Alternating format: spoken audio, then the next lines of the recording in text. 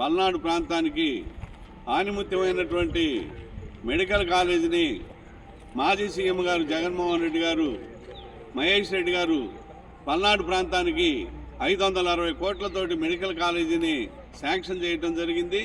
దానిలో భాగంగానే దాదాపు 75% మెడికల్ కాలేజీ పూర్తి అవటం జరిగింది. పల్నాడు ప్రాంతం వెనకబడ్డ ప్రాంతం కాబట్టి ఈ మెడికల్ కాలేజీ ఉండటం వల్ల దాదాపు పల్నాడు ప్రాంతంలో ఉన్నటువంటి నర్సరాపేట నియోజకవర్గం మొత్తం పార్లమెంటు మొత్తానికి కూడా ఆనిముత్యంగా పనిచేస్తుంది. కాబట్టి ఈ మెడికల్ కాలేజీని త్వరలో పూర్తి చేసేసి పల్నాడు ప్రజలకు అందరూ కూడా అంకితం చేయాలని కూటమి ప్రభుత్వాన్ని కోరుతున్నాము.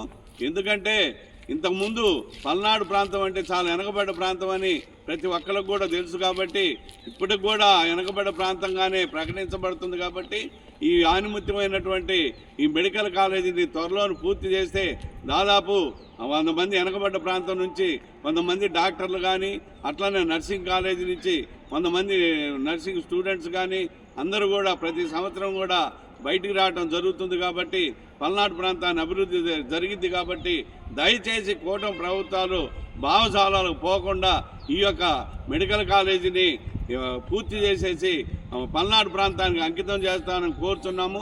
ఎందుకంటే ఇంతకుముందు మహేష్ రెడ్డి గారు, జగన్మోహన్ రెడ్డి గారు శాంక్షన్ చేయించారు. కాబట్టి తెలుగుదేశం వారు కానీ, కూటమి ప్రభుత్వం కానీ అటువంటి మనసులో ఏం పెట్టుకోకుండా ఈ కాలేజీని పూర్తి చేస్తారని నేను అభిప్రాయపడుతున్నాను.